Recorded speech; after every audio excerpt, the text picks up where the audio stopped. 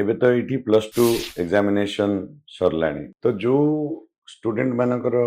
इच्छा अच्छी जे मु बड़ हेले सिविल सर्वेंट हेबी ताहले से माने एबेठू ही डिसीजन नबा दरकार बोथ पेरेंट एंड स्टूडेंट्स याकू भल से डिस्कशन करके एबेठू जदि सठिक निष्पत्ति नेबे निश्चित भाव में खूब कम समय भितर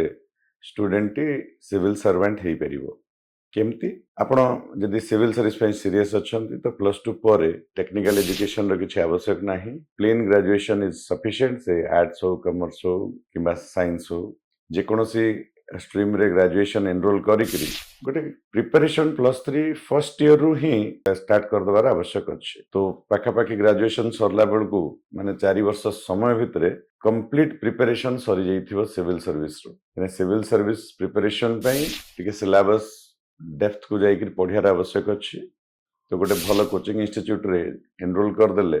वर्षे 2 वर्ष भितर सिलेबस टाको से भल से क्लीयर हो माने फंडामेंटल तार क्लीयर हो स्टूडेंट रो तापरे निजे बस सेल्फ स्टडी एंड जो मॉक टेस्ट सेटा डाउट क्लीयरिंग मेंटरशिप ए सब प्रोग्राम एनरोल करी नेक्स्ट 2 वर्ष 2 ईयर स्टूडेंट तापई लागि जिवो तो ग्रेजुएशन सरला बेलू आम एक्सपेक्ट करि परिबा जे तार सिलेक्शन हो जिवो सो डेरी न करिकरी एबे ही निष्पत्ति नियंतु जे सिविल सर्वेंट हबार अच्छी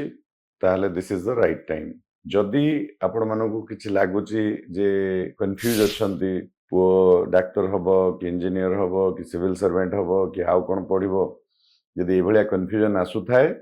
ताहले आपण आसिकरी हमको जोगाजोग करि पारंती तो मोरो ई कमेंट सेक्शन रे आपण लिखिले हम टीम आपनको जोगाजोग करिवे आपण गोटे टाइम स्लॉट मिलिबो आपण आसिकरी एठी